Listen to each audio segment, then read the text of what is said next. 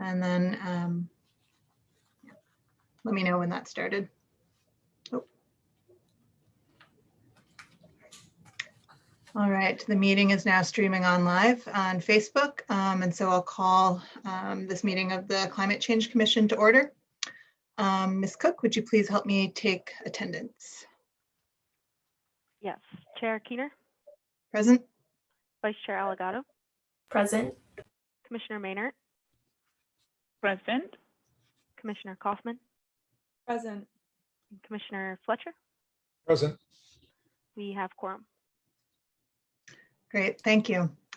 All right, so our first agenda item today, we have a couple people who have to leave at a certain time, so we're going to try and get through these first couple of items very quickly so we can get to the discussion on the city administration's climate priorities. So first thing is approval of the minutes. Did everyone have a chance to look over the minutes, and are there any changes that we need to make?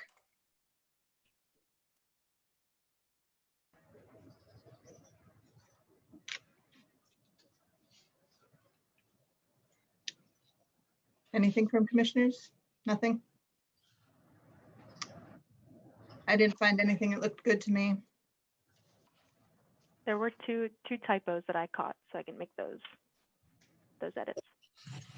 Okay, Can I make one edit? of course.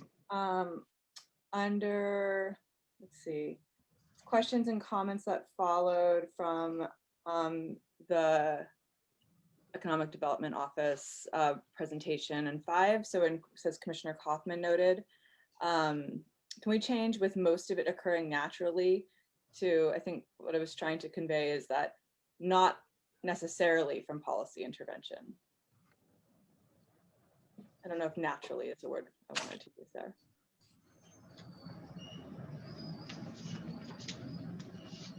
All right, got it. Any more corrections or modifications?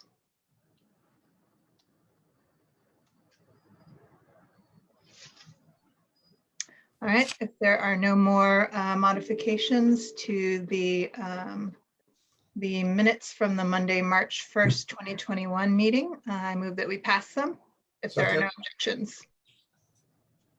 Second. All right, all in favor? Aye. Aye. All right, and with that, the meeting minutes are approved and passed, and we'll make those couple grammatical changes that Haley caught. Thanks for that. All right, the next thing is what should be a quick action item, discussion on an action to reassign authorship of the climate change and construction industry guidance document. And so this is specifically to change the two commissioners that are publicly working on the construction guidance document from Bettina and McKenna to Bettina and myself for the next phase of the stakeholder engagement on this work. So very quickly, I wondered if McKenna, you could give a very brief kind of update on how the paper has changed since we last heard from it. And then we will take action on the changing the authorships. Sure. Well, Bettina and I met a number of times with Rachel's help. And after the last commission meeting, Rachel, gathered comments in regards to changes, and she was able to go through. And a lot of it is just kind of restructuring and reordering, and particularly in sort of the template of our prior white papers. And, so I wouldn't say that substantively it's changed in terms of like adding citations and things like that, but content wise, it has a lot of the same elements. Would you agree with that, Bettina? That's well put. Thank you.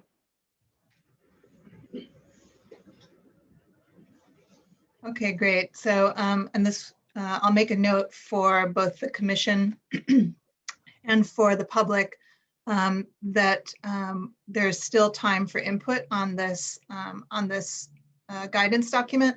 So we're not taking action to pass it today. We're only transferring the two commissioners that are going to be working on the next steps of this. And so with that, can I get a motion to approve the change in authorship from McKenna Kaufman to me, Victoria Keener? Motion to approve change in authorship or transfer responsibility, whatever it's supposed to be. Thanks, Rosie. And can I get a second? I second. I second that. McKenna says, please. All right, and all in favor? Aye. Aye.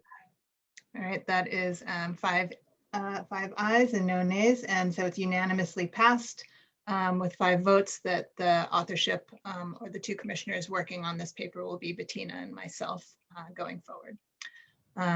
All right. And commissioners as well, you'll have time now to input, to do more substantive inputs on the text of the guidance document, the construction guidance document, if you wish, in this next month. All right, so on to agenda item number 5. Glad we're zipping through. The discussion on the city administration's climate priorities with Michael Formby, the managing director. So we were lucky to grab Director Formby today so he could give us insight into the Blangiardi administration's priorities, outlooks in terms of climate mitigation adaptation for the city.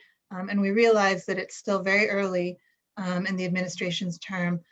So I know it's somewhat of a, as the administration gets a handle on everything else going on right now, there's a lot to deal with, but we thought it was important as the Climate Commission to better understand how we can support the mayor and the city in terms of climate priorities, and understand what the key interests were going forward. So thanks, Director Formby, and I'll turn it over to you. Well, thank you. I appreciate this opportunity to be with you this morning, and I'll keep my comments short and concise, and then if you have any questions, I'm happy to answer questions. And maybe the mayor will pop in. He's around. We just got out of another meeting, and he likes to typically participate in these kind of discussions. So if he comes in, we'll invite him to join. But I'll just say, first off, the mayor and I are both very excited about our new leadership in the Office of Climate Change, Sustainability and Resilience, Matt Gonzer and Nicola Hedge. We have a great working relationship with both of them, and we support all the work that's been done while they were in the office, but not in lead positions. And we appreciate all that hard work, and we want to build on that. So this weekend, I took the Climate Action Plan, which is still in draft form. Matt had reviewed it with the mayor and I took that home and had a chance to read it from beginning to end, and familiar with the next steps in the implementation approach. Basically, the sort of guts of it back in pages 86 through 91, where it talks about what specific action items we want to implement. And I agree with those. Maybe some very minor changes that I told Matt this morning I want to talk to about with him. Nothing substantive, just sort of minor in how we refer to things. But I'll tell you that the mayor, when he came in, his big sort of policy direction to Matt was we need to really start focusing on adaptation. That the city has been doing a lot of policy work, and we have more policy work to do, but the mayor wants to see actual implementation and adaptation. And he wants to see that Matt and Nicola are working with all the departments, that we're taking advantage of all the federal funds that are possibly going to become available through not only ARPA and other federal relief programs, but through the infrastructure bill when that passes out of Congress, and that we start adaptation, that he wants to be able to point around the county and know that we took discrete steps to prepare for climate change and sea level rise. And that's what his big emphasis is on. And so if you know that, then I'll talk about some of the sub priorities that are included in the Climate Action Plan, but I think have already been ongoing for many years. Back when I was at DTS, we were already working on bike lanes. We did the King Street bike lane. We did Beaky bikes. We started work on the Holo card. We did complete streets, design manual. So all of this stuff has been in progress for a long time. I remember working with Bettina on the Joint Traffic Management Center. They were the architects for that absolutely beautiful facility. And so there's been a lot of work in progress for a long time, and we're now just picking up the reins in 2021. And I think most of you know I was also on the rail board, and so was very active in rail and in TOD. And that's where I'll start, is that the mayor absolutely supports more affordable housing around the entire county, but specifically in TOD zones, because we have the opportunity to build from ground up. So he wants to make sure that we do whatever we can to reduce or eliminate the need or dependence on automobiles. And he wants to build smarter, better, and more complete communities. And most of the time, the city refers to those communities as transit-oriented development, TOD, but the mayor calls them transit-oriented communities because he wants to take the focus away from development and put it more on building communities. And I think that's the right attitude. It is about building communities where you have mixed land use and you have facilities to service the community like childcare, senior care, medical facilities, all kinds of service providers for the community. He also supports all the bikeway projects. So I know we have a bike plan, and he supports BK Bike. And we look forward to the development of a county pedestrian plan. I think they have one at the state level, but we need a county pedestrian plan as well. Anything that will facilitate the movement, safe movement of people outside of automobiles, privately owned vehicles, he supports that. We also want more youth involvement, and this is just a comment that I bring to the table from my experience, and he's seen it as well, is that, you know, we're really building for the future. And so yet when we go to community meetings, most of the people that we see look like us. They're either white-haired or middle-aged, and we keep thinking, well, where are the youth? Because we're building for the youth. So these bike lanes and these multimodal transportation systems and rail for the future, it's all about building for the future, but we need to get the keiki and the youth and the middle-aged involved. And so one of the things we're doing is standing up a youth commission. And we're actively doing that now, working with young people between 14 and 28. And part of it is to bring them into this discussion so that they have a more active engagement in how we build communities for them, for their future. So I was, I don't know, I think they called me an advisor to Trees for Honolulu's Future.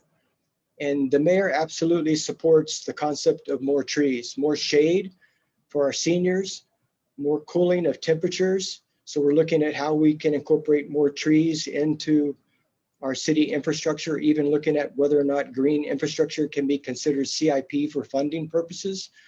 And I think Matt's working on a possible grant application now that we're going to support him on for maybe a tree inventory. We want more electric buses and more electric charging stations for our buses. We have that in our fiscal year 22 budget plan right now. And the goal is, I think everybody knows, by 2035 to electrify the city fleet. And we're committed to that. And we'll be working with Matt and the Department of Transportation Services and hopefully get some good federal funding to accelerate that program. We also want more energy efficiency in city buildings. And I know there's a current metric program, a benchmark metric program in city. And I think there's a plan to also come up with a policy for commercial buildings, for non-governmental buildings as well, to benchmark metrics and make sure that we encourage transition to energy efficient buildings. And then really important to the mayor, probably one of his top priorities is to streamline and improve government efficiency in planning and permitting. There was a 2019 audit, which I think was published in January of 2020 about DPP and some of the inherent inefficiencies in the department. And the mayor is committed, and he hired Dean Uchida as Director of Planning and Permitting to take that on. And I think you've all read in the paper recently that we've had some indictments of DPP employees, which is very unfortunate. The mayor condemns any behavior that allowed individuals to profit off an inefficient system. and he's committed to make sure that we restore efficiency in DPP. And a big part of that is to make sure that we have efficiency when it comes to these energy projects. And so the mayor just recently signed on to the Powering Past Coal Task Force. And he is a member of that task force. Matt Gonzer's on it as well, and so is Dean Uchida. And that's our commitment as a city to make sure that we do our part to permit these renewable energy projects that are going to be essential when the coal energy project goes offline in calendar year 22. And then last I have down here that we also support methane capture beyond Honolulu. So we know we have other opportunities to capture methane and to make good use of it. And we intend to expand that program as well.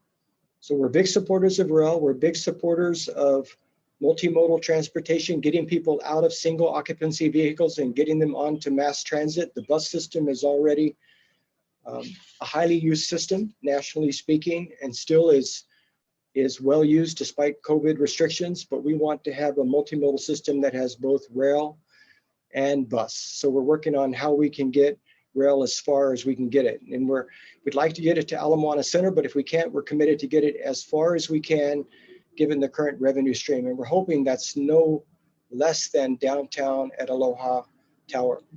So that's pretty much a summary of where the mayor and I are on our climate priorities and initiatives. And I'm happy to answer any questions you might have.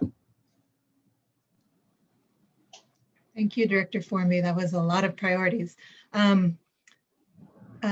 First, I'd like to ask the commission for follow-ups and questions.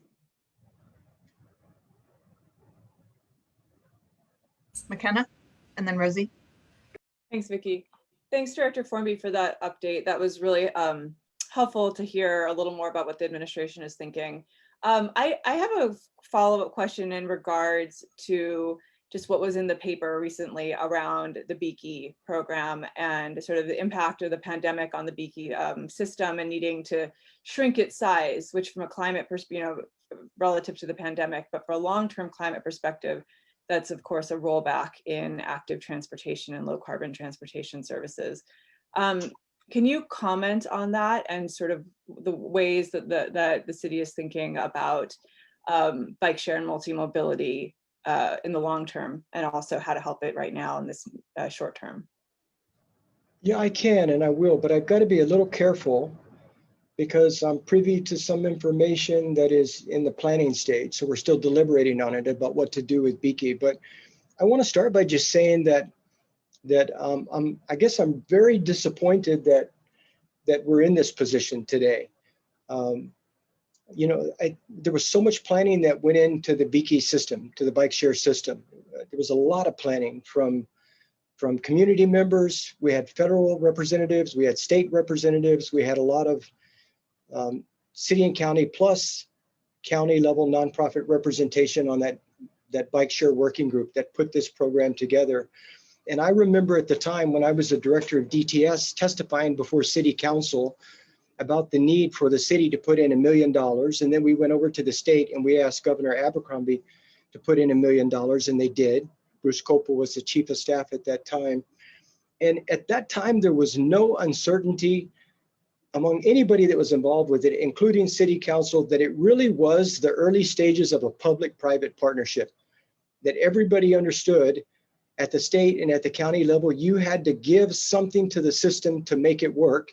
And in return, that privately owned system would become part of our intermodal system. And so now when I hear the discussion about BK bikes, not only from the community, but from some council members about how, they're not paying their fair share and they shouldn't be taking up street space, and how dare them not have to pay rent for the space on the street. That was the concept from the beginning. We knew that these programs had failed in other cities, in other communities, because they're not profit centers, but they're part of our intermodal system. So when I see what's happening to Beaky Bike, it's discouraging because I think we've lost our sort of perspective on what this was supposed to be, which was a largely privately run, privately funded system that helped our community get out of cars and commute short distances without having to rely upon cars. And I'm determined to try to get that back by working with Todd at BK Bikes. I don't know what the outcome is going to be, whether at some point there's going to be a discussion. I hope there's never a discussion about the system shutting down, but I think the city will do whatever it can to keep this alive. And that's all I can commit to at this point, is that a lot of us have a long history in this. It's not something we want to fail at, and we all got to put our heads together and find out how to make it a success. Thank you. Thanks for that response. And yeah, no, it's good to hear that that's sort of the way that you're thinking about the system, because I was very alarmed by the auditor's review of it in relationship to lost parking revenues, right? When, as you said, the entire intent was to give a low carbon alternative transportation strategy. It's not a parking revenue system. So anyways, thank you very much.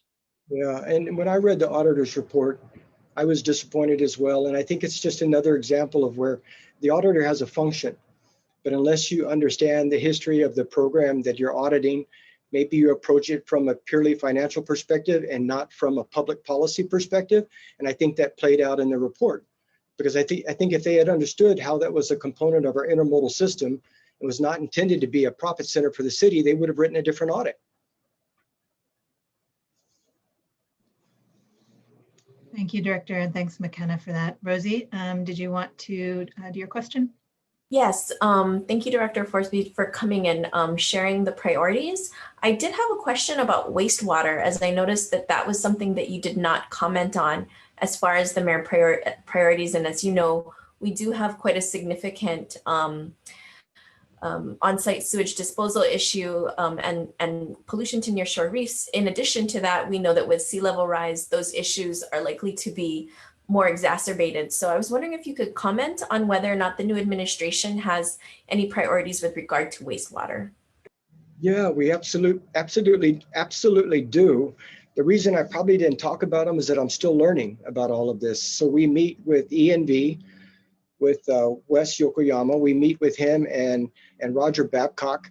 So we're talking about both wastewater, stormwater, the one water concept. We talk about how we can harden our nearshore facilities. We're committed to that.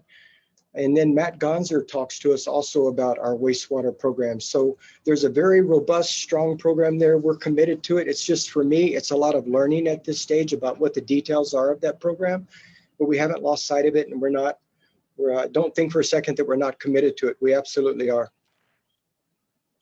Thank you. Thanks. I had a quick follow-up on that, actually.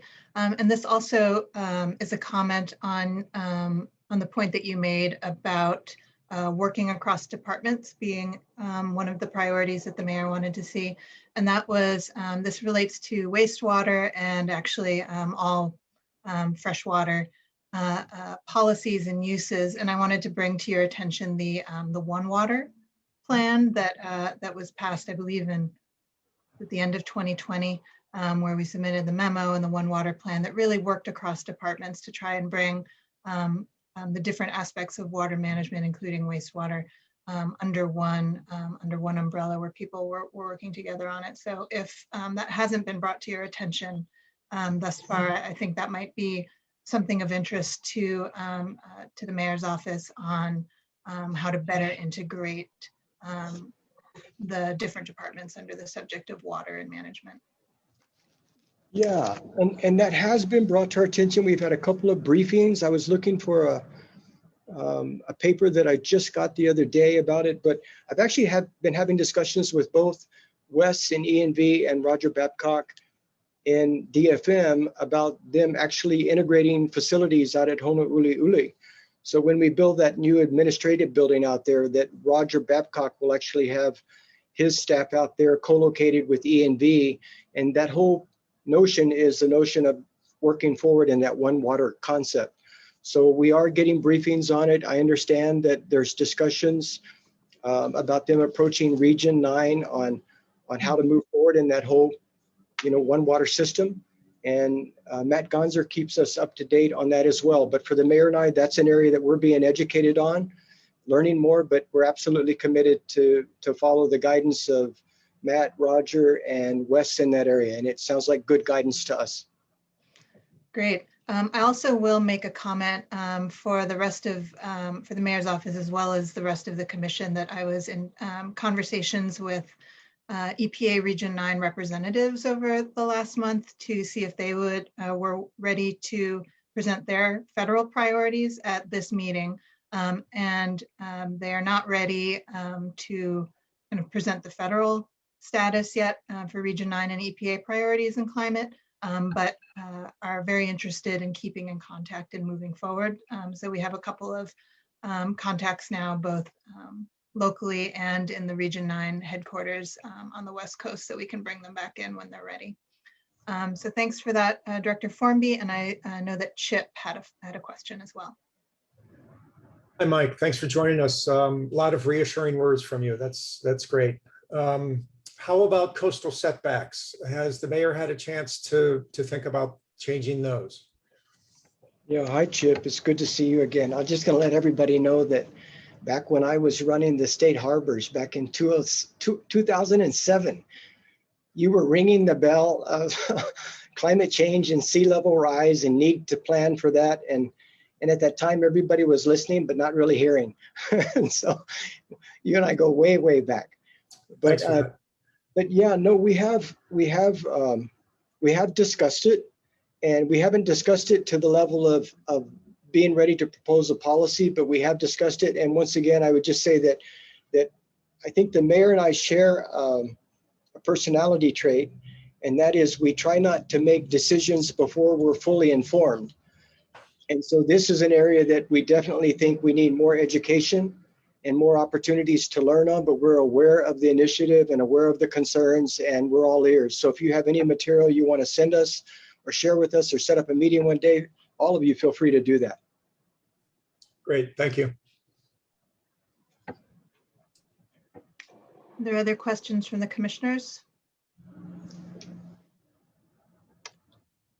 I had one more, if there wasn't, and that was a comment on the youth involvement priority that you brought up. So the standing up of the Youth Commission, which I think is a really good effort, including them in future developments. And I would also point out that the Climate Commission published the equity guidance document a couple months ago, and one of the areas in which we focused was intergenerational equity and adaptation. And so bringing in youth involvement is directly a way to address that recommendation we made of increasing intergenerational equity and reducing the impacts on future generations by bringing in more youth involvement. And we've also committed to holding our meetings when they're in person again at different places around the island, so we can bring at different times of day, so we can try and target more groups and more representation. So that kind of strategy might be useful, and we have guidance within that document that was published. And Rosie, I didn't know if you wanted to expand on that with the comment on being the Youth Commission being on the ballot. Oh, no. Okay, great. Are there any other comments from commissioners before we open it up to comments from public attendees of the meeting? Great, and I know Director Formby's time is tight this morning, so at this point we will go on to if there are questions or comments from the public. You can go ahead and either put your hand up using the reactions button, and then please state your name or organization when we call on you. I'm not seeing anyone. You could also put questions in the chat box, and Haley will keep an eye out on the Facebook stream.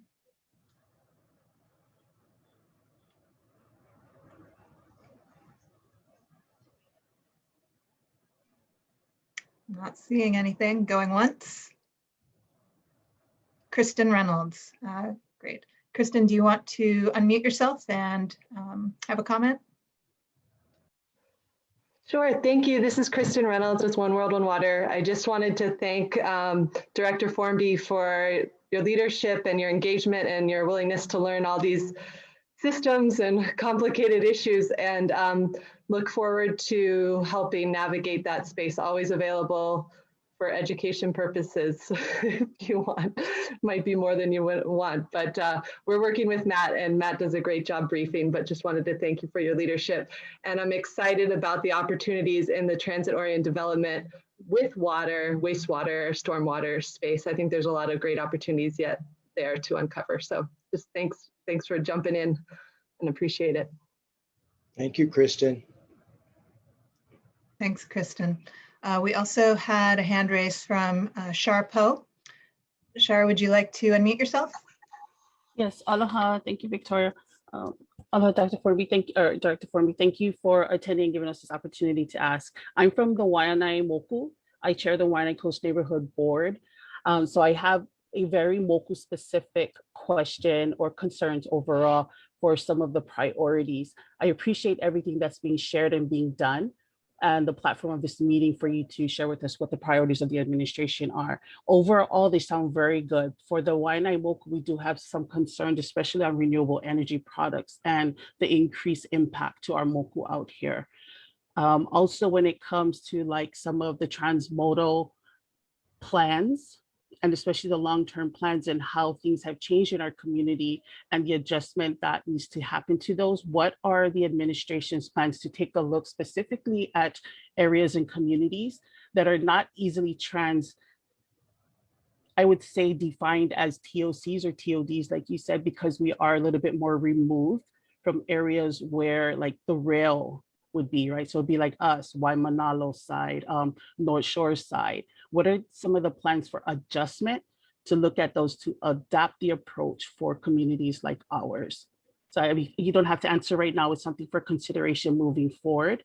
We like to see a little bit more. And Matt and some of the other efforts for the Climate Control Office has been engaging with our communities on different ways like this, but I did want to bring it up to the administration's attention as well, that we'd appreciate some communications and strategies and ideas on how you would address the approach for communities like ours. Mahalo.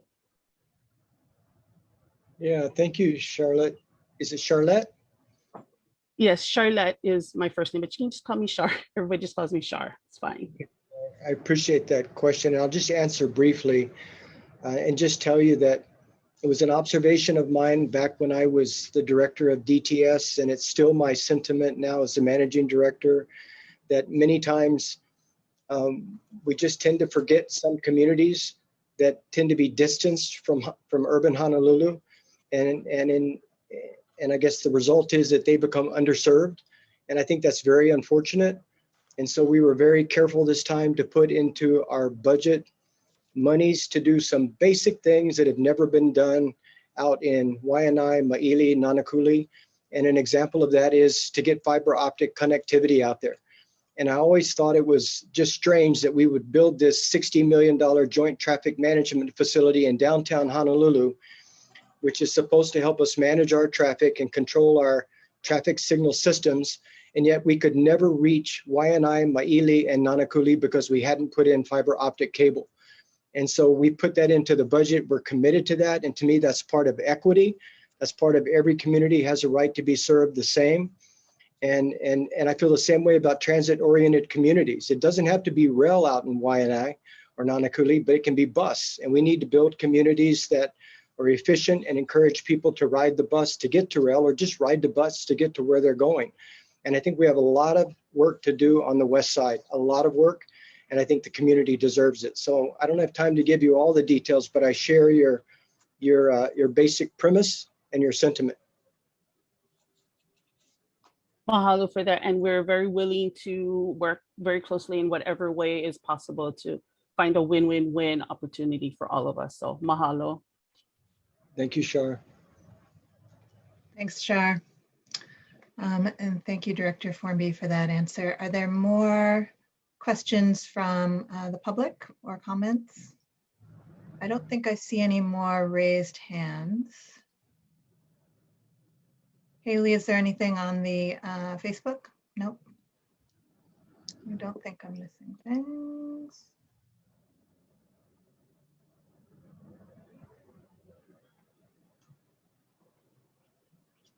All right, going once. Going twice. Looking, scrolling, make sure I'm not missing anyone. All right, and with that, I think we've answered everyone's questions. Thank you so much, Director Formby, for showing up today and giving us some of the new administration's priorities. I guess my last question or maybe comment for you to think about is that the Climate Change Commission really wants to be here to support the administration in their priorities and moving forward on climate adaptation and mitigation. I'm glad to see the priority on adaptation. I think we have a lot to do and a long way to go on that. And I'm looking forward to making some inroads there. But if there are priorities that the mayor's office wants to have more input in from the commission, we're here to provide information and expert assessment. So please give us your priorities, and if there's specific things that you'd like our input on, get in touch with us. Thank you. I appreciate that all.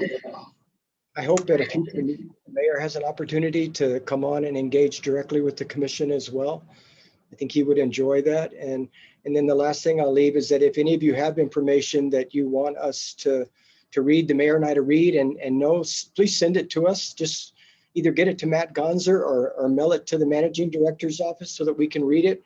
We're always looking for opportunities to learn. So I appreciate the time today and thank you for having me on. Mahalo. Thank you very much. Thank you. Okay, our next agenda item is item 6, report on activities of the Office of Climate Change, Sustainability and Resiliency from Director Gonser. So Matt, thanks for being open to rejiggering the order of things today. And I'll give you the floor. Absolutely. Thanks, Chair Keener. When the boss talks, you let him talk. No, Matt Gonser, Executive Director for the Office of Climate Change, Sustainability and Resiliency. Following a pretty encompassing update from Managing Director, I'll try to keep these brief and targeted on some upcoming things and recent activities. So from the last meeting of March the 1st, I'm very excited to share that we have a new staff member, Alex Yee, who started on March the 29th as the Coastal and Water Program Manager. So that was my previous position before stepping into the leadership role. Very excited to have Alex on board. Most recently, he had been working for several years at the California Coastal Commission as a planner. And we're great that an opening came up and an opportunity for someone to return home to continue to serve their community.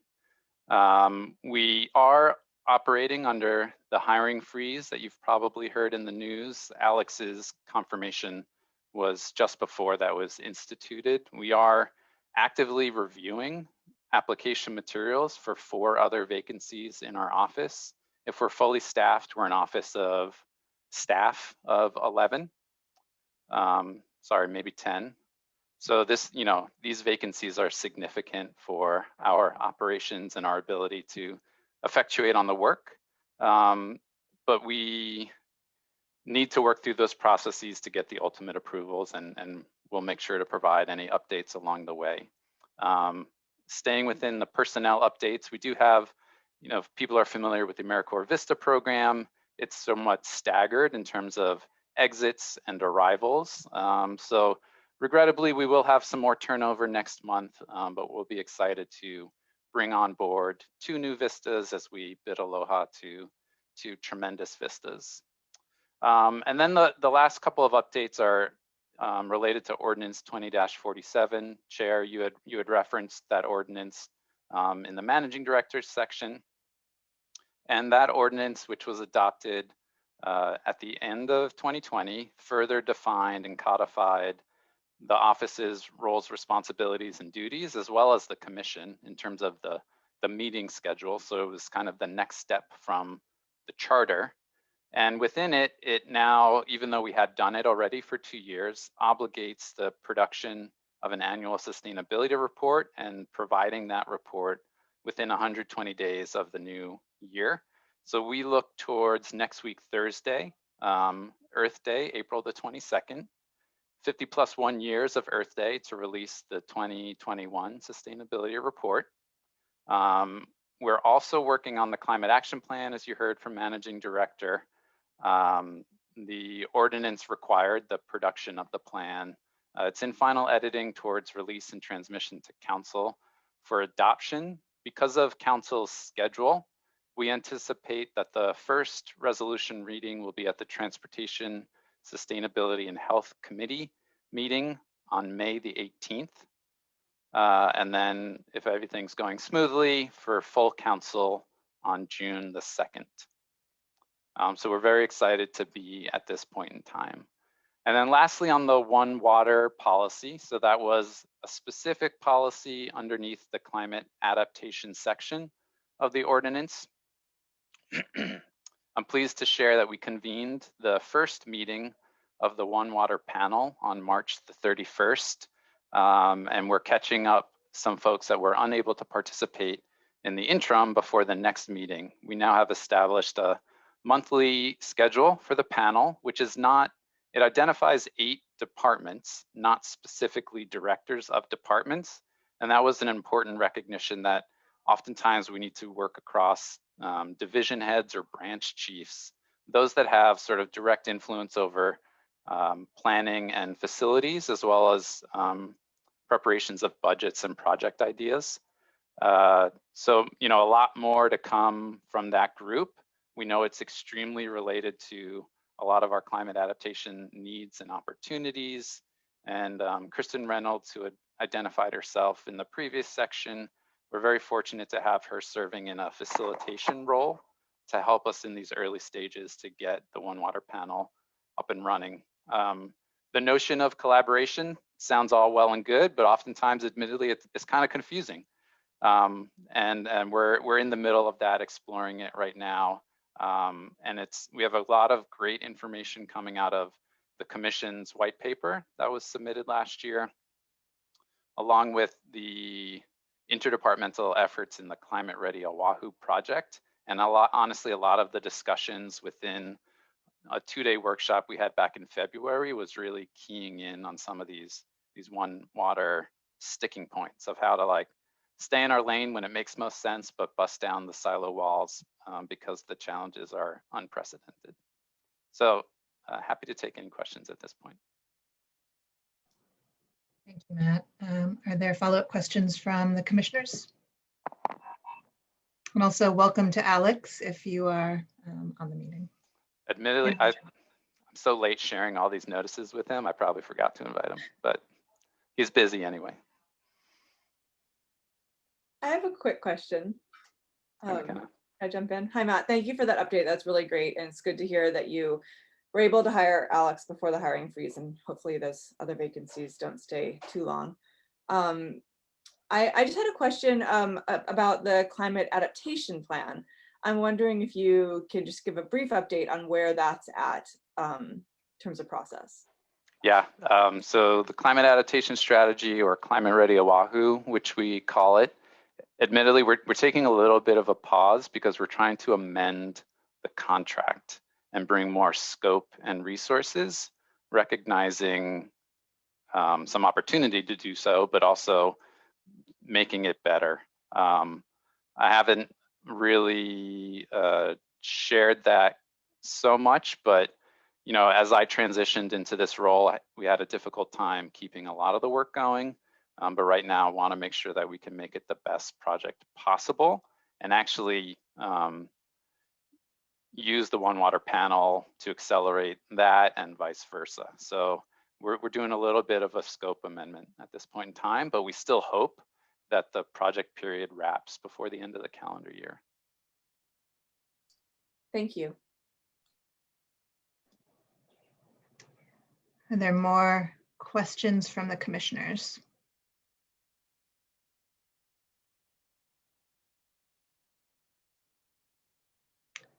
All All right, if there aren't more questions from the commissioners, I can open it up to questions and comments from the public. Again, feel free to put something in the chat box or to raise your hand, and then we'll call on you.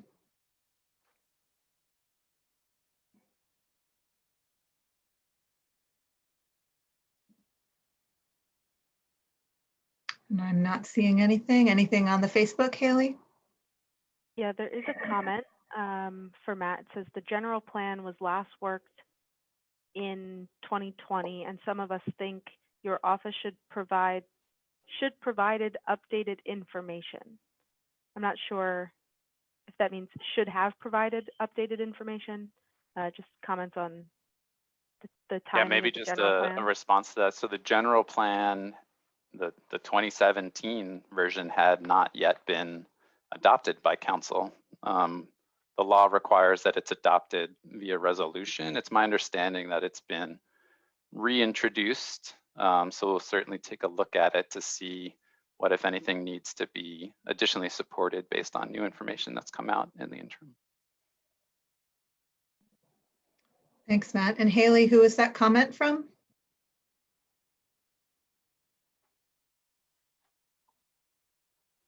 That comment was from Aloha Aina Riley. Thanks for that. Are there more questions from the public?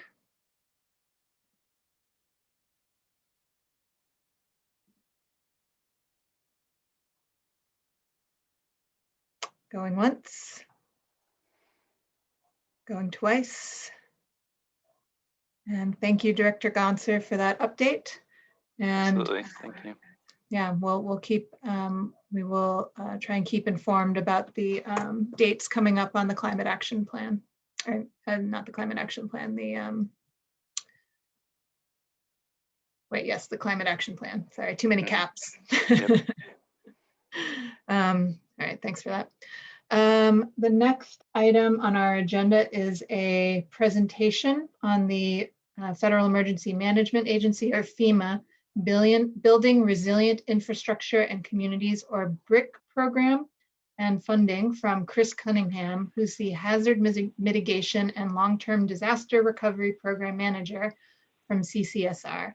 And this follows on some questions we got from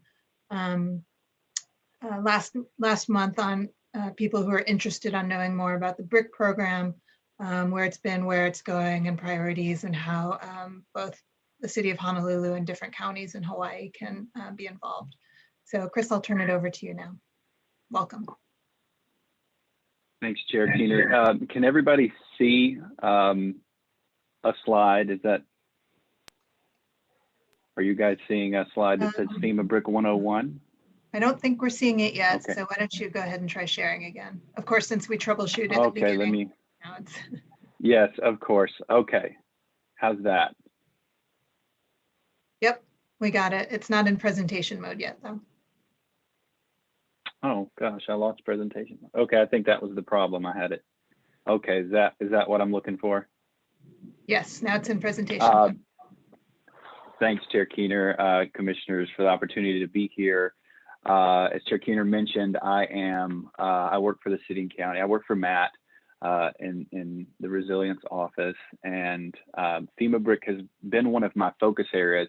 However, I am talking about a federal program, so I'll preface this by saying this is sort of my perspective of FEMA's program. So I'm not necessarily the authoritative source. So I'm going to give you some of my observations on this program, and it is new for this year. I do have quite a few slides, so I'm going to go rather quickly through some of this, but feel free to interrupt at any point with questions or comments. So BRIC, I'm just going to provide a quick overview of the program and talk about it in comparison to the previous program, and talk about some basic things like eligibility, and provide a quick overview of BRIC 2020, which is still in place. So it's not necessarily a look back yet. We're kind of right in the middle of BRIC 2020. but also look ahead to the next year's program. So BRIC stands for Building Resilient Infrastructure and Communities. So that is the title, to be more descriptive of the program than the program's previous title, which was Pre-Disaster Mitigation, as you see that last bullet. So Building Resilient Infrastructure and Communities is replacing that. But one of the challenges they were trying to solve is in that second bullet, the solution. The program, the Pre-Disaster Mitigation Program, was funded very differently each year. And almost 90% of hazard mitigation funding to basically build things better or for use for adaptation as well came after a disaster. So by having a set aside tied to the total amount of funding, it ensures that the program going forward is funded at a much higher level. So to give you an example, over the last 10 years, sometimes the appropriation might be 10 million. It's just appropriated by Congress each year. Now it's going to be 6% of the set aside each year going forward. And that is the disaster set aside is basically FEMA's total budget for disaster response within that year. And for this past year, for FY 2020, that was 500 million, which was a significant increase. So I guess the long and short is this is more money, more consistently. And I'll talk a little bit more about where that comes from. So a few key policy elements. What I want to draw your attention to here are the available funding mechanisms. It's really only two that we're concerned about, and that is state and territory allocation, which I refer to as the set aside, and project competition funding, which is a much larger pool of funding. And there are a few things that you can do with this as well. On the right, you see pre-award costs, which means that the effort that went into planning a BRIC application, if it is awarded, is an eligible cost or can be an eligible cost. So that is an interesting addition for this year. So that's pretty neat. But I want to talk about the limitations based on the available funding mechanism.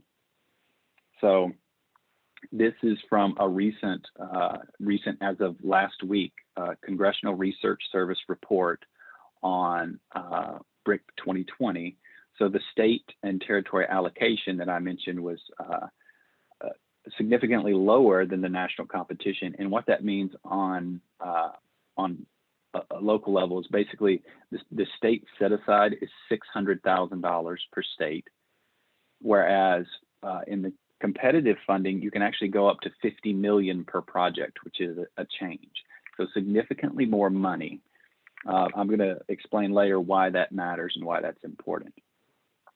So I mentioned this earlier, but I thought this was a nice graphic. I pulled this as I did a lot of this content from a previous FEMA presentation, and this is just explaining that the 6% BRIC funding comes from a combination of all of the federal disaster funding, and that is how BRIC gets funded, and that's what makes it more consistent over time.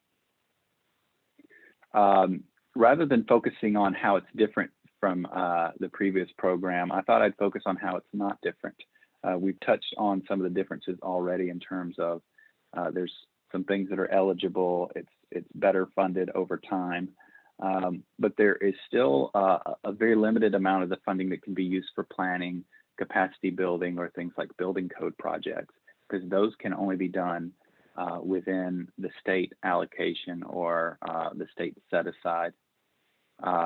So only up to $600,000 is available for planning, and that's statewide. The period of performance did not change. So for a FEMA grant, you have 3 years to perform that FEMA grant. So longer projects are not eligible. And all of the eligibility criteria, in fact, that were already in place remained in place. The most important of which is the cost effectiveness. I would describe cost effectiveness. It just ensures that you are fulfilling FEMA's priorities, which is disaster risk reduction. That's really what cost effectiveness is all about. So what makes a project eligible? As I mentioned, the mitigation, hazard mitigation assistance guidance that has applied over the last 5 or 6 years still applies.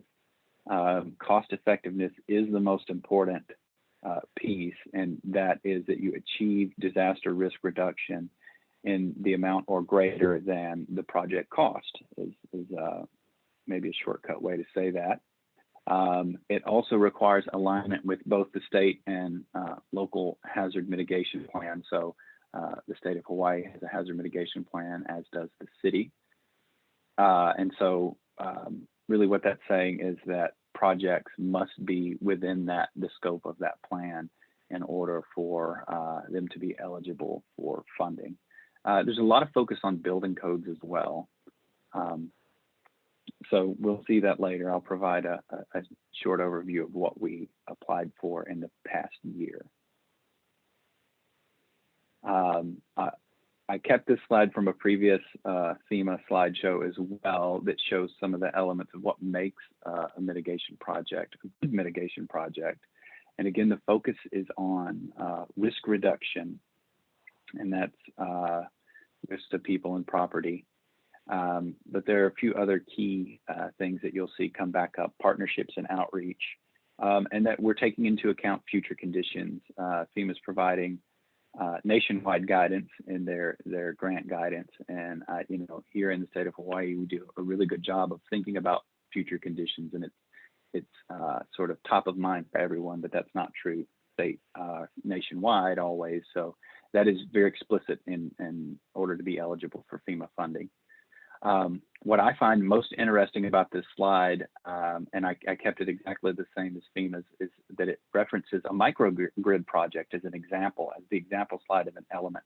And I did a little research on this, and there's no FEMA funding involved in this project. It's actually funded by the state of California and the Blue Lake Ranchera tribe.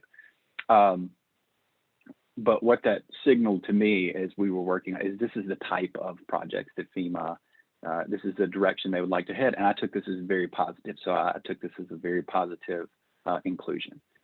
So they provided a couple other examples of good projects. I cut them to maintain some time discipline here, but this is a nature-based bioswale project in Colorado, where they've experienced a good deal of flooding recently. And then the second project is just hurricane retrofits for critical infrastructure, in this case, a hospital in Florida. And so this one involves a public-private partnership as well. I highlighted throughout my presentation a few times, I mentioned benefit cost or cost effectiveness as being the most important. FEMA actually has a toolkit and some FEMA approved methodologies that you have to show cost effectiveness, that you're reducing risk using FEMA's methodologies.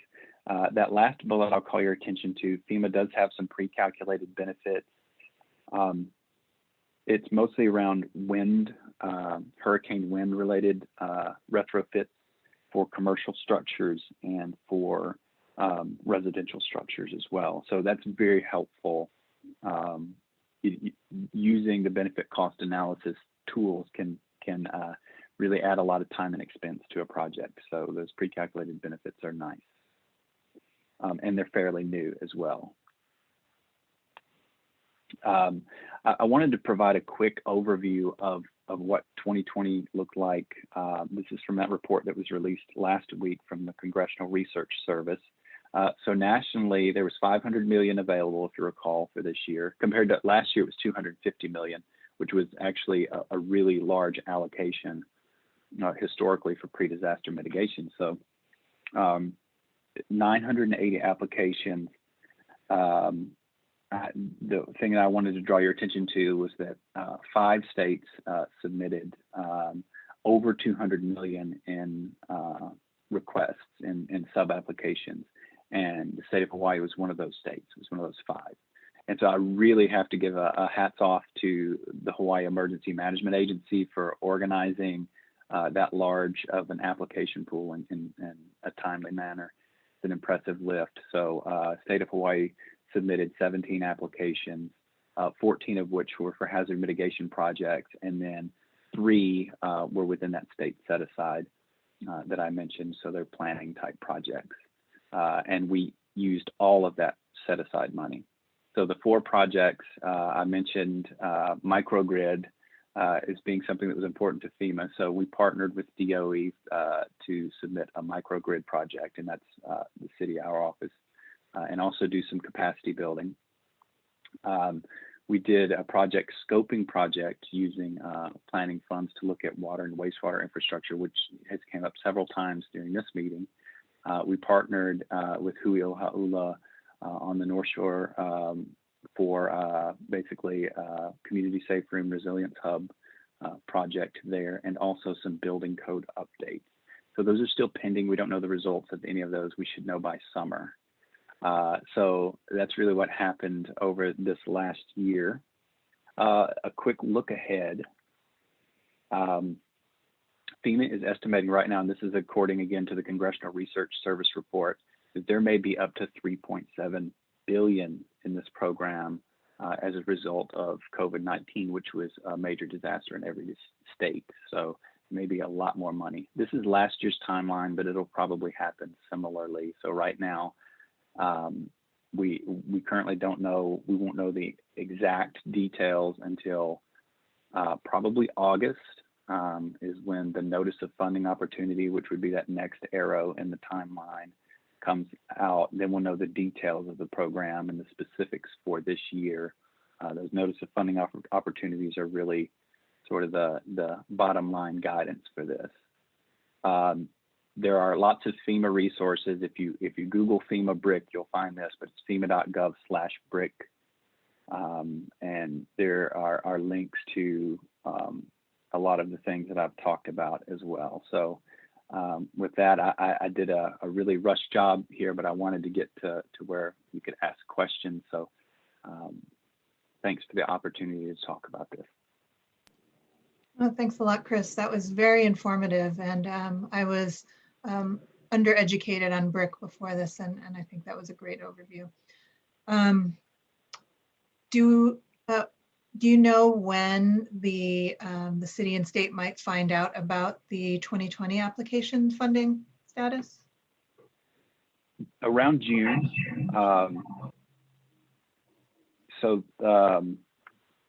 June or July, and we may start to hear things sooner than that, but I think the official timeline is June. Great, thanks. So first, let me open it up to questions and comments from the other commissioners.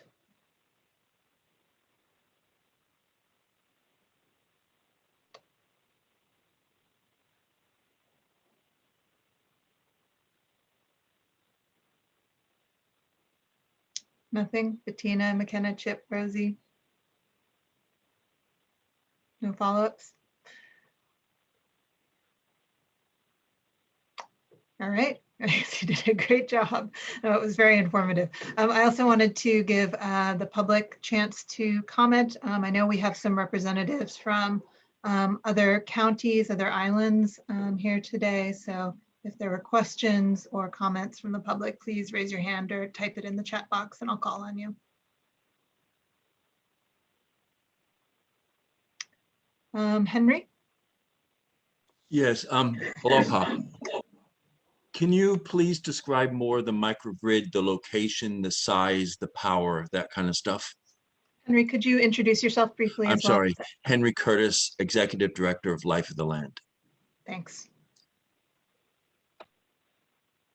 Thanks for that question, Henry. I'll do my best as not an expert in this field at all. So we partnered, so the microgrid is going to be at Kaimuki Middle School, which is one of the designated emergency shelters.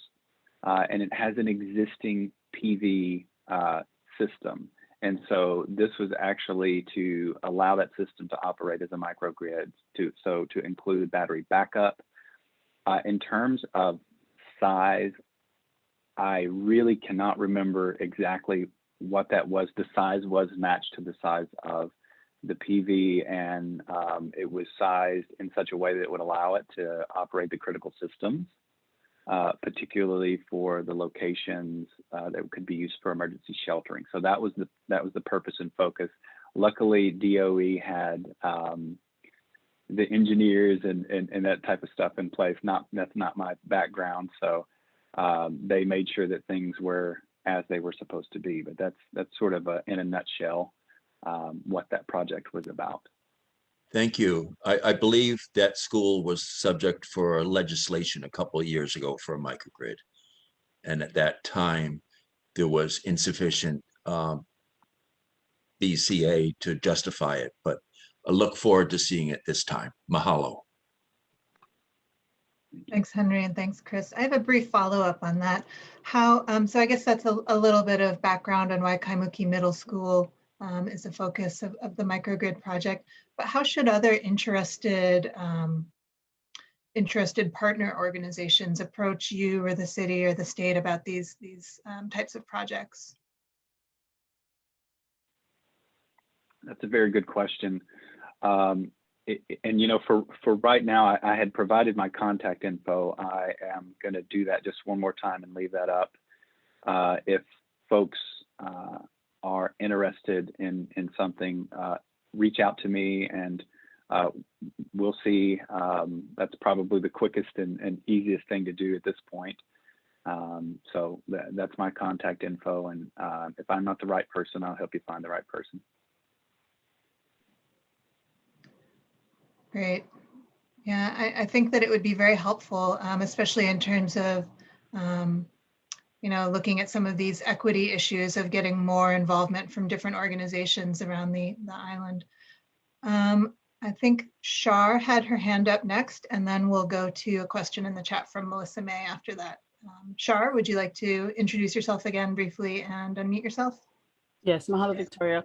Aloha, my name is Charlotte Poi. I chair the Waianae Coast Neighborhood Board. I did have a question and kind of piggybacking on the school's issues or situations. Every time we've had emergencies, we have shelters that open up, but we've also been told that our schools are not retrofitted for hurricane or winds and all of that. Have there been any projects, any grant proposals, any public partner community attempts at doing these upgrades? So I'm excited to hear about Kaimuki Middle School, right? That is very exciting. But when it comes to the structure, especially with the increase in houseless and homeless we have right now, where during times of emergencies, we're going to see a larger need for our emergency shelters to be up to date, to be, retrofitted. Are there any plans, like solid plans, right, to move forward in that direction so that even the microgrid projects are much more effective and efficient and last longer term? Can you speak to that a little bit? Thank you. Thank you, Shar. That is a great question, and it gets at the heart of one of the biggest challenges that we face. When buildings are built, they're not necessarily built with hurricane protection in mind. I mean, schools are built to be schools. That was one of the reasons that we partnered with DOE to find projects that could be accomplished in this manner. Without looking, I'd have to reach out to Jaime. I'm not sure if schools, any school retrofits were submitted in this year's brick competition, but I do know that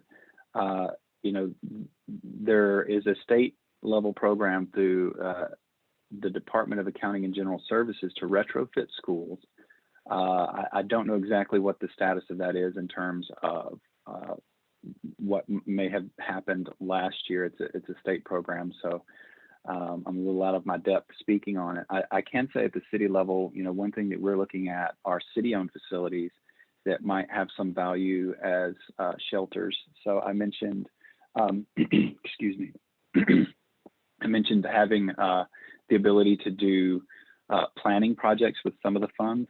Last year, we actually put in for some planning funds to do some assessments of city-owned facilities, mostly parks facilities, that maybe could be retrofitted to improve the level of protection, to allow them to be used as emergency shelters. So there is some stuff underway. I see my director, Matt, has his hand up as well. I don't know if that's a comment or if you're wanting to weigh in on this, Matt, or if you had an additional question. That's a question for you. Okay, so Shara, I hope I answered your question. There's different directions to approach this.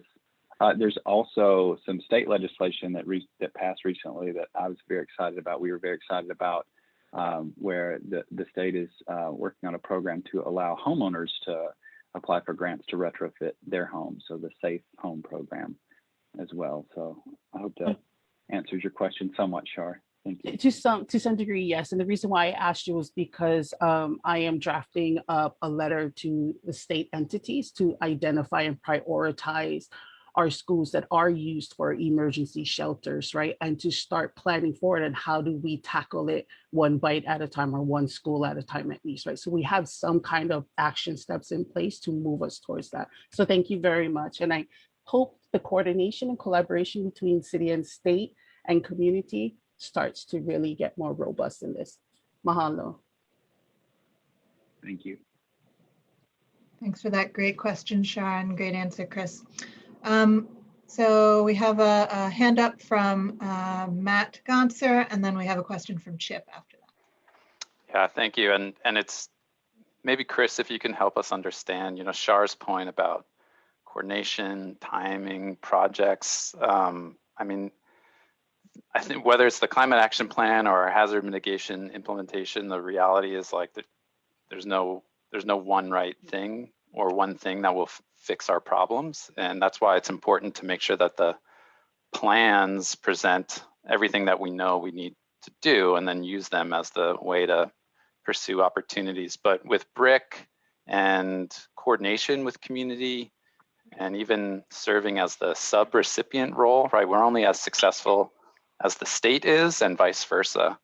So maybe for the group, Chris, if you could just tell us more of like, what does a year look like? Like, how do we prepare and think about a calendar to even get to the position to put forth the best ideas? Thanks, Matt. That's a very good point. So this program is an annual competitive program from FEMA, and it is open each year from October to January 31st. So for this year, for fiscal year 20, it actually closed on January 31st, and so we'll be expecting 2021. So the project planning is happening right now for future years, and it's a significant amount of information and level of detail that goes into these projects. So it can take months and months and months to even arrive at a completed application. The relationship between the local jurisdiction, so in this case, the city and the state. So the state is what's considered the applicant. So they actually pull together all of the applications into a single application and submit to FEMA. So FEMA has the relationship with the state, and the local jurisdictions go through the state for all of what's called a sub-application process. So each one of the projects is a sub-application underneath the state. So there's a lot of coordination between the state and the city as we go through the process. I did, to Shar's previous question, forget to mention, using CARES funding, actually there was some assessments done on Oahu of schools through the Department of Emergency Management. And so that is more information that's available or will be available to leverage on such projects. Thanks, Chris. Chip? Chris, thanks a lot. So as you know, there is a, I guess you could call it a slow moving disaster on our beaches. And up in the Sunset area on the North Shore, we have a dozen homes or more that are actually in the throes of season to season destruction, basically. Given the sort of this one-time large amount of federal funding that's going to be available, is there some way we could apply that to assisting with this situation? And really what I'm thinking is not specifically to that location, but to really focus on developing an exit strategy, because we know that what we see up at Sunset Beach is a, it's a telltale, it's a precursor to what we're going to be seeing all over the island with increasing frequency. So how can we apply FEMA funding to this situation? Chip, that's a great question, and it does present some challenges that are specific to Hawaii.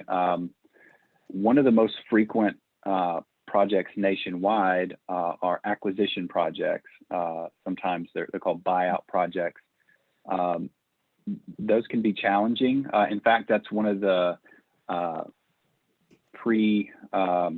the existing benefit cost analysis memos that I mentioned earlier. The challenge usually comes in that home prices and land values are much higher here, and so it can be a challenge in meeting the benefit cost for those types of projects sometimes.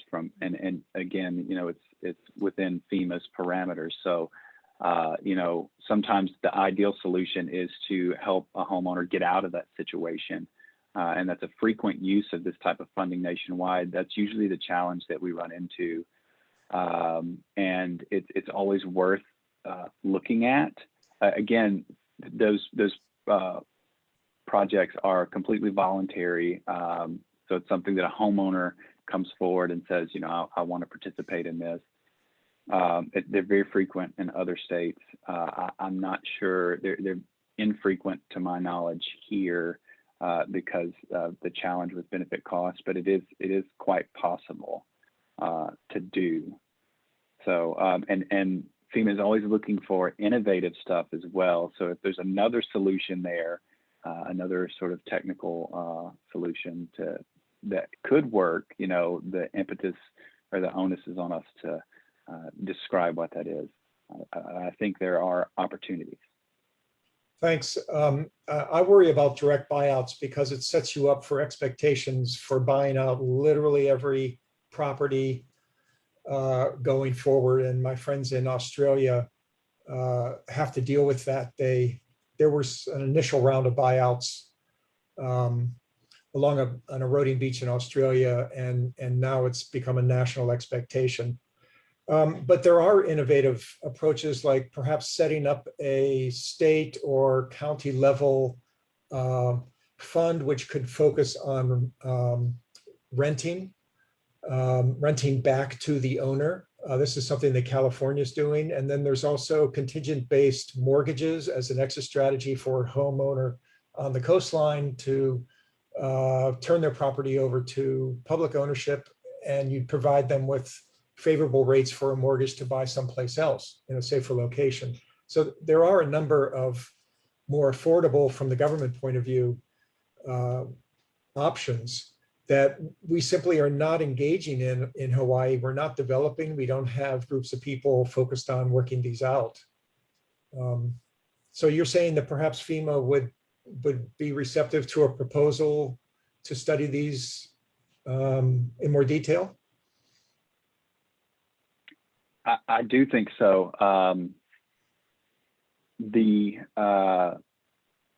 acquisition programs are, like you say, they can be very, very popular. And in a previous state that I worked in, there were over 1,000 homes on the waiting list for an acquisition program that the state ran.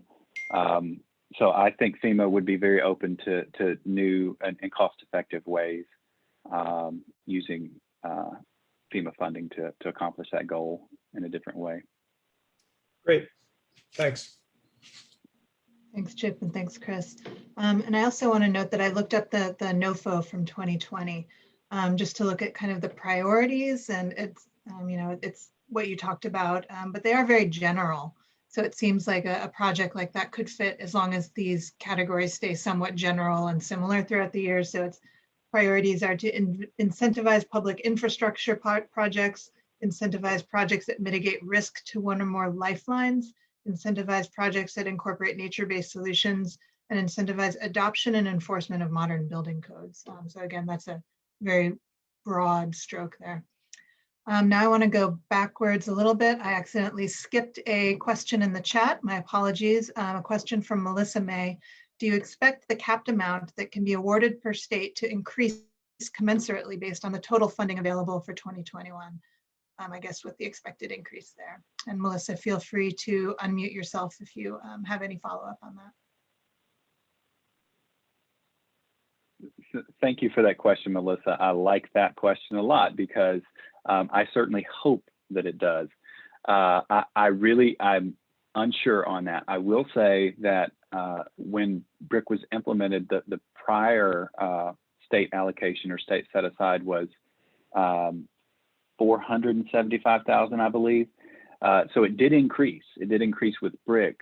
What I'm not sure of is if it will increase with BRIC being much larger this year, but I certainly hope so. Makes sense to me. Thanks, Chris. Melissa, did you have any follow-up? Nope, thanks very much. Thanks. All right, we can go on to McKenna's question in the chat. Chris, can you share the FEMA BCA for buyouts language? Yes, I will. I'll provide that. Is maybe through Haley the best way, because there are a couple different sources that I would point you to. So I'll provide that through Haley, if that's okay. That would be great. McKenna, any follow-up? Thank you, Chris. That'd be great. If you could just have Haley email it out.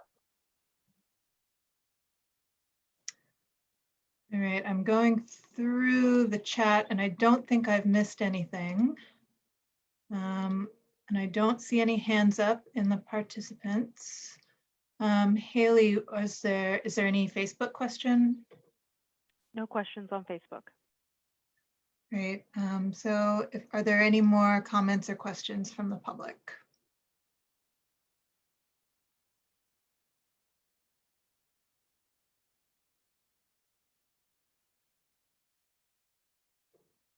Not seeing anything. All right, with that, thank you so much, Chris, for taking the time to be here today. I know I definitely learned a lot and we'll be looking forward to hearing the results from the current round of BRIC grants and looking forward to more funding for states. The next call. Thank you. Thanks. And is it possible to get a copy of your presentation? There is a lot of statistics in there. You can send that to Absolutely. Haley too. Yeah, I'll do the same thing. Thank you. And hopefully we can post that online as well. All right, thanks again, Chris. And Haley also brought to my attention that I skipped number 7 on the agenda in my eagerness to hear from Chris. So we'll go back on the agenda to item 7, communications and the correspondence from the public, which should be quick because there was no communication or correspondence from the public. So unless there are any, if there's anything to add on that, we will go forward to agenda item 9. All right, so let's go on to agenda item 9, which is discussion and action on the social cost of carbon guidance document. McKenna, let me turn this over to you for kind of an update on this on the social cost of carbon document, and I'm willing to take notes and share my screen on the copy that was given out if you'd like, or you can do that, whatever you'd prefer. That'd be great, Vicki. Thank you. I am having some internet connectivity problems. So I've already been kicked out of the meeting once and came back in. So I apologize if that happens again. So why don't you do it on your side so that it's not lost? All right. So this is the first time a draft of this paper has been brought to the commission. Just a reminder to folks that this was prompted by a letter from the prior administration last June, kind of requesting more insight on what does carbon pricing mean for the city and county of Honolulu, and in particular wanting to better understand the issue of the social cost of carbon. So that's what this draft document is intended to do, and open to discussion and how we might add, change, do our very painful group editing thing, as well as take comments from everybody. So I don't have any formal presentation of this prepared, Vicki. I thought it was just easier to sort of walk through. No, I agree. And it's really, it follows very nicely on the presentation that you gave the group on it. However many months ago when you presented the outline, I think. And I've gone through it and have pretty non-substantive comments. So some of my main suggestions, there are a couple typos here and there, but one of them was for more, perhaps the inclusion of a glossary section where we define some of the terms that are more specific to social cost of carbon, economics. I know I was a little bit thrown and had to look up some terms as I was going through it. And then in the recommendations, also things like referring to table 1 specifically here. But I'm definitely, I would like to hear from the other commissioners. I think it looks in really good shape. And I'm open to comments from other commissioners as we go forward.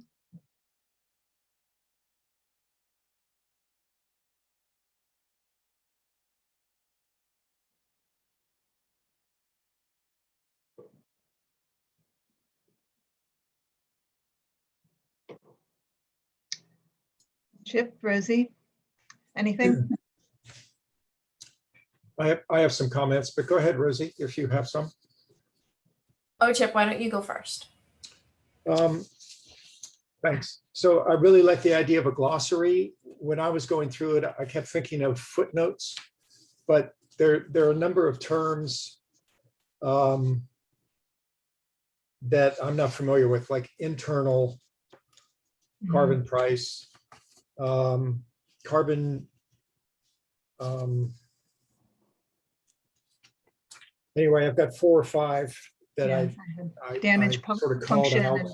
and discount rate as well for a glossary. Yeah. Which are kind of in there, and externalities. And also it refers to carbon neutrality target for the state, but really it's a carbon negative. The state has a carbon negative goal by 2045, so some correction there. Can I jump in there? Yeah. Oh, so actually this is well, I think we still have Matt here. So I agree with you, Chip. The state has a carbon net negative goal of no later than 2045. But the city's goal, which I believe was sort of more formalized in Bill 65, says it's carbon neutral, I think. Okay. I don't think they're, I mean, so they're slightly different than one another. Yeah, so I can maybe Matt, sorry to interject, but it's the same. Same as the state? Yep, it reads, climate action plan, reduce GHG emissions related to activities within the city, achieve the goal of net negative carbon emissions related to activities within the city no later than 2045. Oh, okay, great. We'll change it to that language then. So that's in section 3 implications, right? That I have up on screen here. This. This one?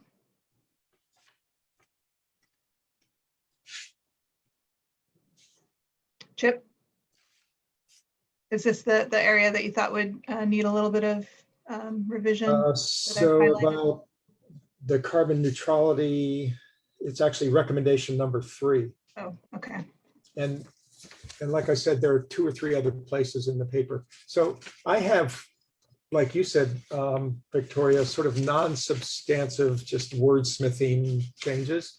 And would it be possible to just sort of send a marked up copy to Yes. McKenna? Yep, that's standard what we do. If it's just kind of wordsmithing and typos and corrections like carbon neutrality or net zero, things like that, just put them in the document, send them to Rachel, maybe? Is that what we do? We send them to Rachel, and Rachel collates all of our revisions into one document. Great. Chip, are you Paul? Yes, I am, Rosie. Yes. Okay. I have a very, I don't know, it seems like a pretty elementary question, which is in this carbon pricing kind of white paper, it wasn't clear to me if, well, first, I'm just going to raise a question, but I'm not sure if this is the right white paper to do it in, or if we were planning on taking this up separately. But I just have a general question of how do we do this in, and then also take into account, you know, the tourism carbon question. So that was just a general, as I was reading this over, I was trying to figure out how to position carbon impacts of tourism in this. And then I know that it's been brought up a number of times, like the need to maybe have a white paper on tourism itself. So I just was wondering, I know this is probably something I should have raised earlier, but as I was reading it, I just kept coming back to that and asking myself that question. So I thought I would ask McKenna if you could help position my point of view on this. Sure, thanks, Rosie. Hopefully my internet's okay. Sorry, I keep going in and out. So this isn't it's definitely related, but I guess I had scoped down into a, can you all hear me? Yes. You're all on my screen. Okay. I had scoped it down into really thinking about implications for the city and county versus a broader, for example, the State Department of Health will be releasing work that ICF and myself with UHERO have done in terms of ICF's part being the state's greenhouse gas inventory and our part being forecasting emissions, right? Of which we've done a lot of accounting of forecasting emissions for things like aviation fuels. So we do have, I think, elements of the work that you're interested in, Rosie, increasingly publicly available. So from the inventory and the forecast work. I think in terms of what I narrowed kind of the broader request into what the city could focus on, it's a little bit out of scope in my opinion, but that doesn't mean it couldn't be incorporated into a separate, what is the tourism economy's impact to greenhouse gas emissions? And there, as I said, I'd have some data to bring to that conversation. Great. I was wondering if then maybe a scoping and narrowing down of, you know, like just maybe an acknowledgement of what this is not covering might be something to just like a couple sentences, maybe something to add in. Sure, maybe in the purpose Yeah. up above. That's what I was just kind of thinking. Yeah, yeah.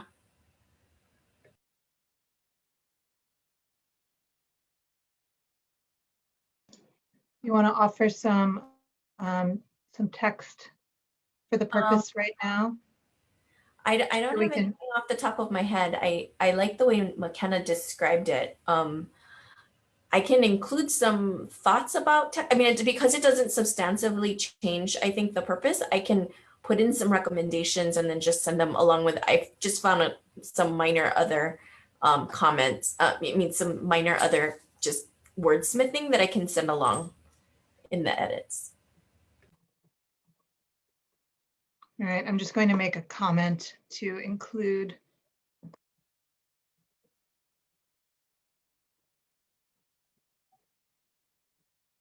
I think it just would be helpful, I think, just to clarify, like, this is the view or scope of this.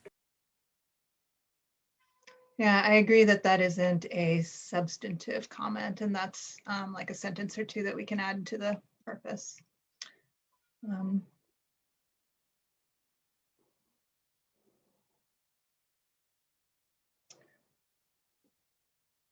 right, were there any other direct comments on anything substantive we need to discuss besides amending the carbon neutrality versus net zero language, adding a glossary of terms, and including what is not addressed in this paper? And maybe I'll focus on the recommendations very specifically.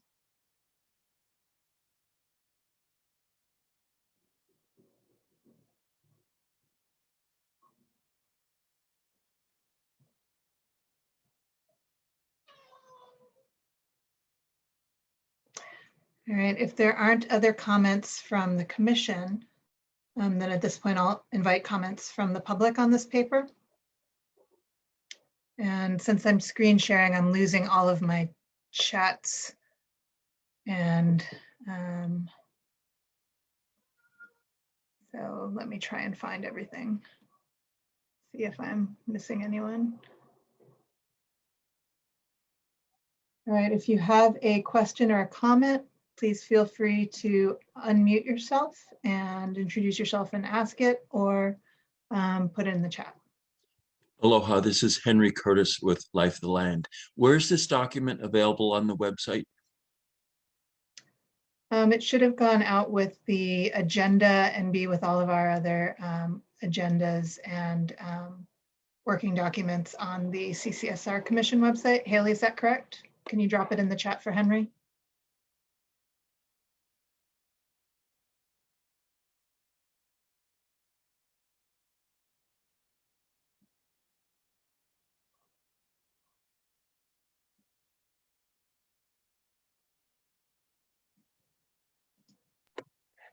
Okay, I got it. Sorry, my bad. I got it. Thank you.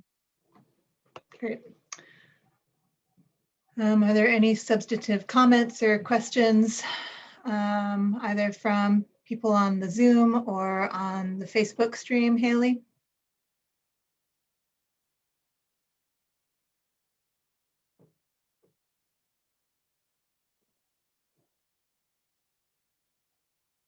And please help me, since I have a lot of windows open here now and I'm screen sharing, so in case I'm missing anyone with their hand up. I don't think I'm seeing anything.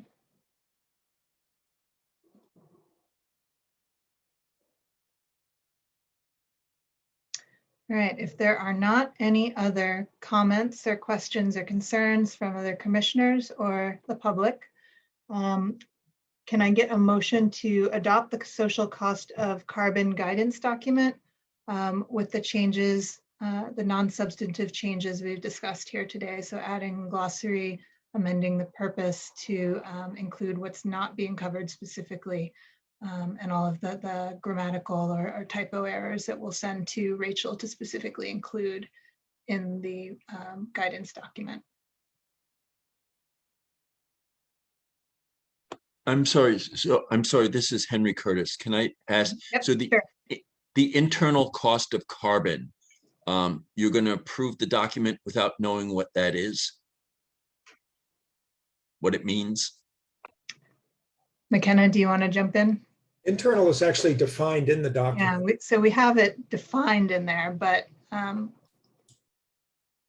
do you mean, Henry, do you mean like the specific, well, what exactly do you mean?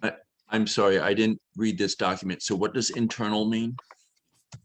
So for the for this document, Henry, I'm using the idea of internal. It's not the city leveraging a carbon tax, right?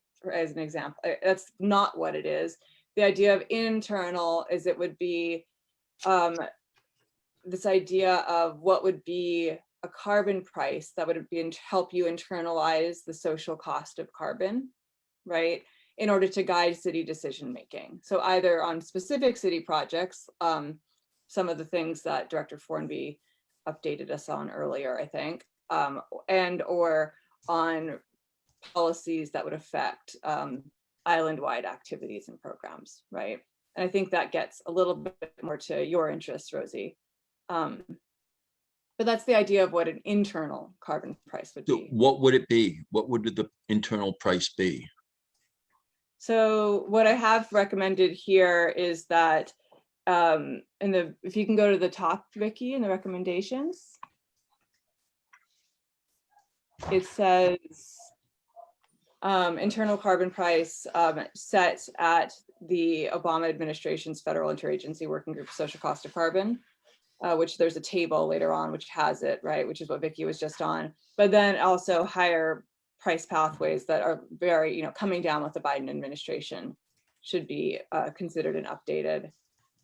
We know that the Obama administration number is kind of a minimum threshold. There's lots of criticism of why the social cost of carbon figure estimates there were too low in terms of not incorporating uncertainty and a better scope of damages.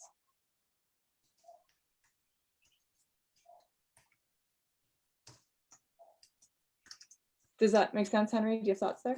It does, but do you really want to adopt a low internal cost of carbon? I mean, does the commission want to go on record that they support that low level? It's a good question, right? Because it's changing. And so, I mean, that's why I sort of hedged the writing of this, which is like, that's what exists at the federal level. Most theoretically important, sort of conceptually important, is it should be a global level, right? As the collective action problem. So I think that from that perspective, this idea of, adopting what would be a robust federal assessment, which I would not incorporate the Trump administration social cost of carbon as a robust federal assessment.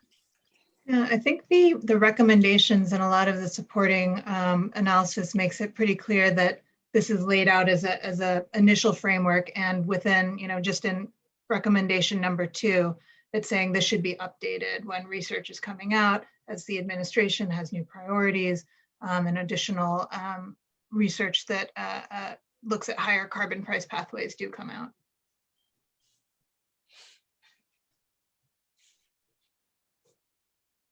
And I think the other part about this is it's, the federal social cost of carbon, but if we think about, there's also this really robust kind of debate happening in the national literature now about how to actually reach deep decarbonization by mid-century, which is far, far beyond social cost of carbon kinds of estimates, right?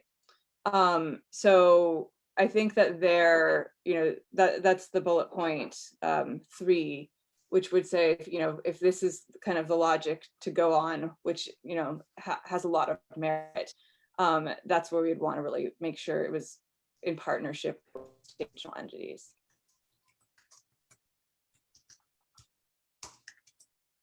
So I guess all of this to say, Henry, I don't think there is no one right price, right? There never is going to be one right price.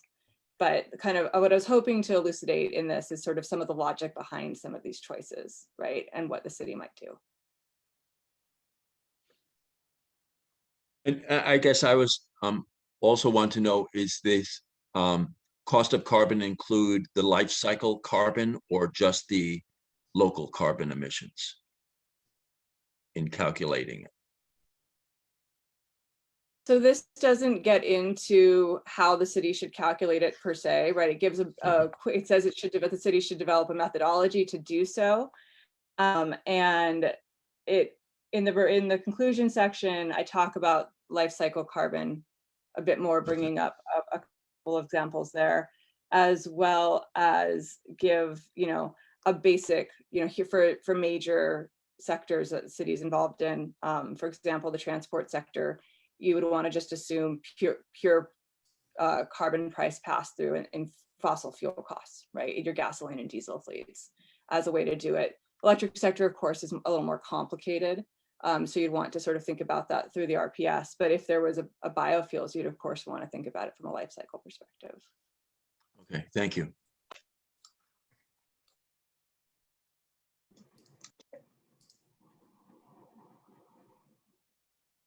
Go ahead, Chip. McKenna, is it true that the legislature is at this point looking like it's not going to move forward on a carbon price or fee and dividend or tax or anything like that? All the carbon pricing bills for this session are dead. Is there anything we can do with this paper, perhaps in the recommendations section, to provide encouragement? Or, you know, I'm sure that we can't convince the legislature to do anything, but we could certainly put down in this paper our collective opinion on the issue as a message.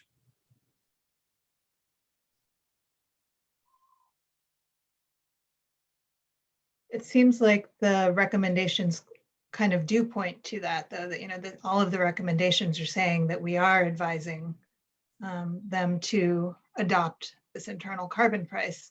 Do you mean, Chip, to make it an explicit call out in a recommendation on stop killing these bills? Or I would think No, that not the at all. Change Commission should maybe take a stronger opinion on what the Hawaii State Legislature should do.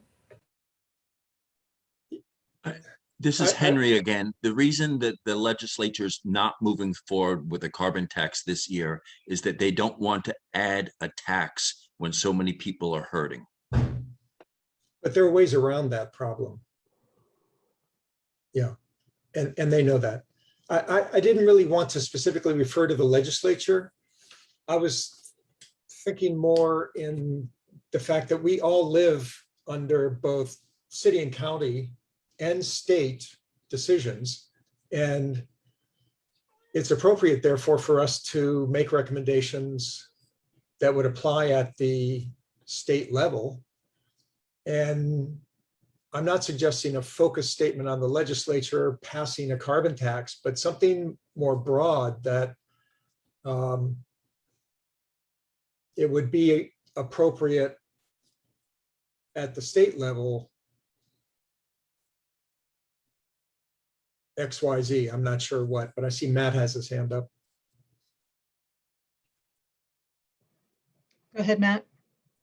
It's more just a question for the commissioners. You know, McKenna mentioned that the impetus was the impetus for working on this was in response to a direct request from the previous administration. So not knowing sort of like the preamble language above, I would just make the recommendation for you all within the recommendations to use whatever language best informs and advises what the administration can and should do. Even if that means, you know, advocating up or hooing up with, I don't know what the best strategy is, but just in sort of in the presentation of succinct action items, as we heard from the managing director this morning, that Mayor is interested in knowing.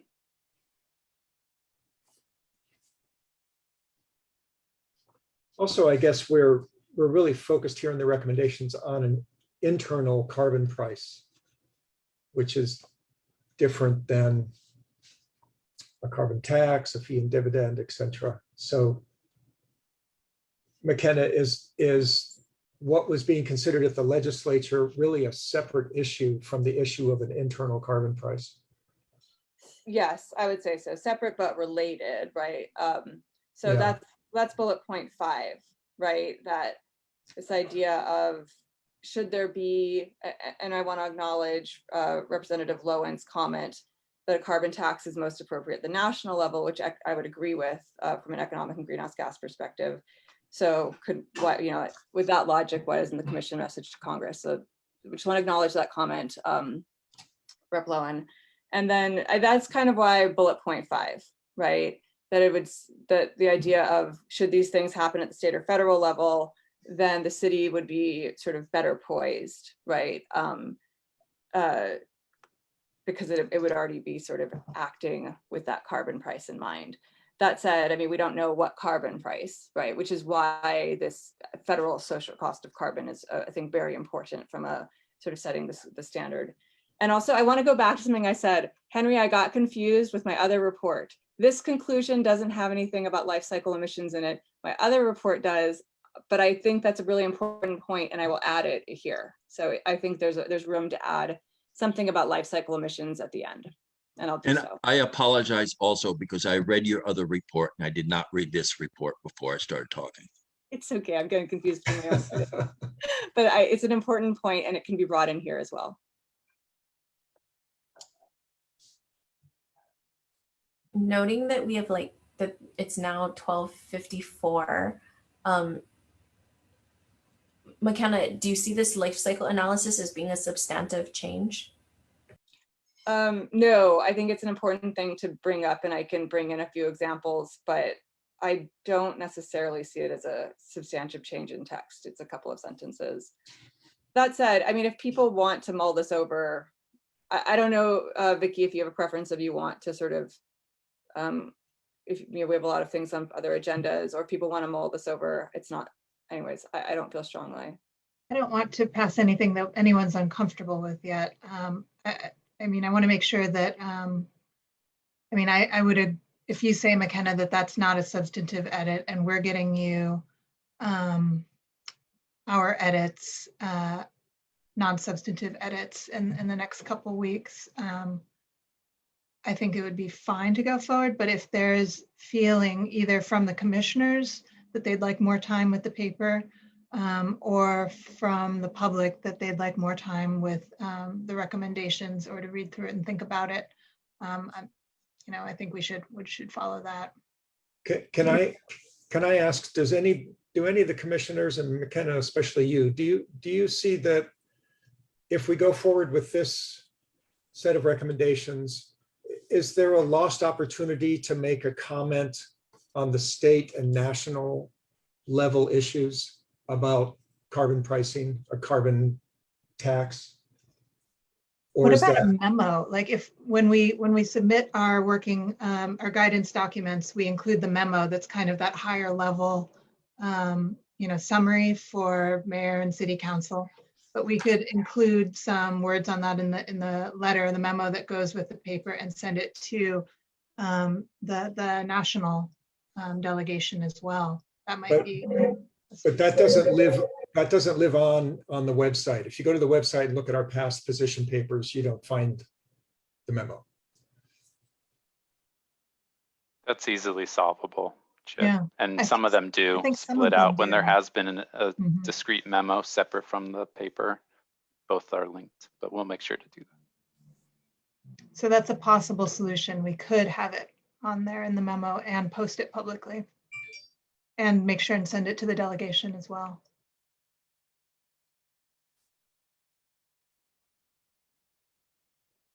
Henry has requested more time, one more meeting just to go over it. And I think given the level of interest and making sure that this represents what we want to have go forward, and maybe we can also simultaneously work on kind of what we would want to be in that memo, if that's the route we want to take and getting this up to more national attention, we can draft that as well in the next month. McKenna, what do you think? Yeah, I think so. I mean, there's certainly complementary issues, but I do think they're different, right? In terms of like using a shadow price to guide your operating decisions versus an explicit tax, right? Those are just, they're little apples and oranges. So I think the memo idea is a good one. And then I had purposely kept the scope of this narrow, which maybe it's a little too narrow, I don't know. So, you know, if there are sort of, you know, there's different, in this conversation, I think there have been different elements of ways to broaden it. My reaction is I haven't heard sort of the reason why I think we should make this a really big thing versus keeping it sort of specific and narrow to city operations and how that might be valuable. So anyways, that's my 2 cents. I would recommend keeping the actual guidance document narrow and to the scope of the city, but we could broaden it in a memo, broaden the conversation. You know, it could broaden by referencing your larger report. It doesn't need to grow. This position paper doesn't need to grow thicker. It doesn't need to grow bigger. It could grow broader in its topical coverage by, for instance, listing the conclusions and recommendations from your larger state report, etc., without having to reproduce the writing.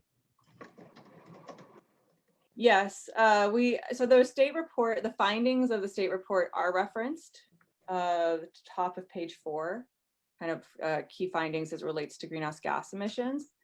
I don't know, there is no recommendation in the report that says there should be a carbon tax of this level done this way, right? Like that's not what the research did. So anyways, take it from there. But definitely at the Obama administration, social cost of carbon, what we found in the report and through that analysis is that households can be made better off on average as broken out by income quintiles.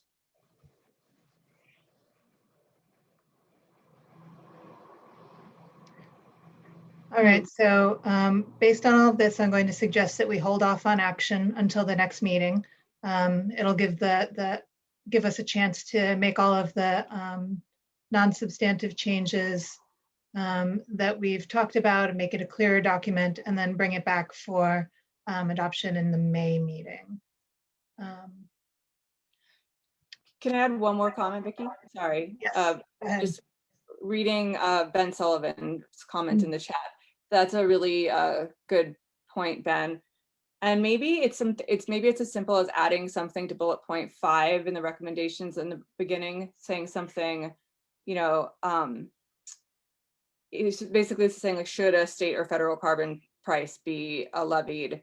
And we could add a sentence that would be a sentence of, you know, and that would be something the city would support in terms of it helping it also reduce island-wide emissions on Oahu. Something to that effect.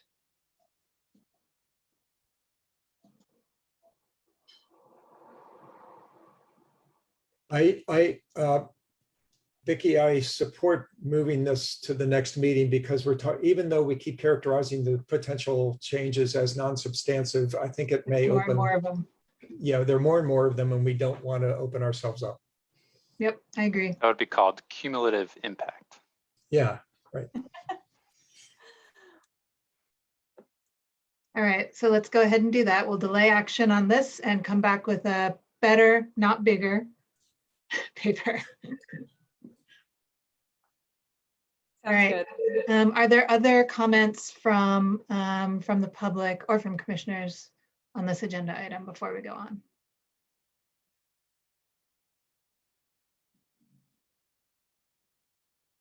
Looking across my 100 windows, I don't see anything. So I'm going to go on to agenda item 10, which is public input for matters not on the agenda.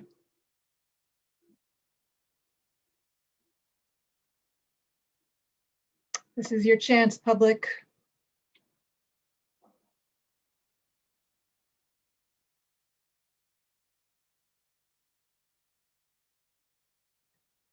All right, I'm not seeing anything. Is there anything on the Facebook, Haley? Nothing on the Facebook.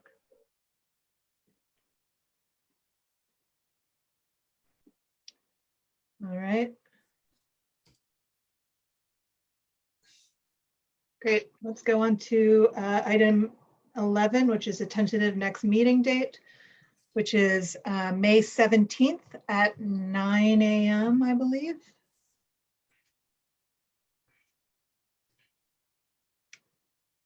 Any comments on that from commissioners? All good? Great. Anything from the public on that agenda item?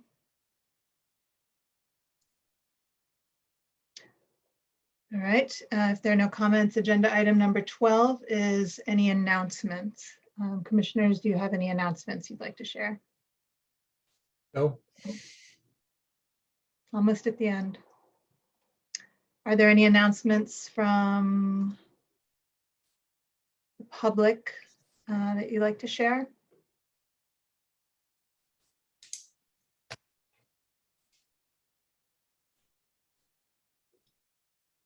Not seeing anything. I'll make one announcement that the University of Hawaii Water Resources Research Center is having their tropical water islands and water conference this week. And there are a lot of great talks about freshwater and climate change. Registration, you can still join. So if you're interested, look that up. There are a lot of great talks, not just from Hawaii, not just from the Pacific Islands region, but actually from island ecosystems all across the globe.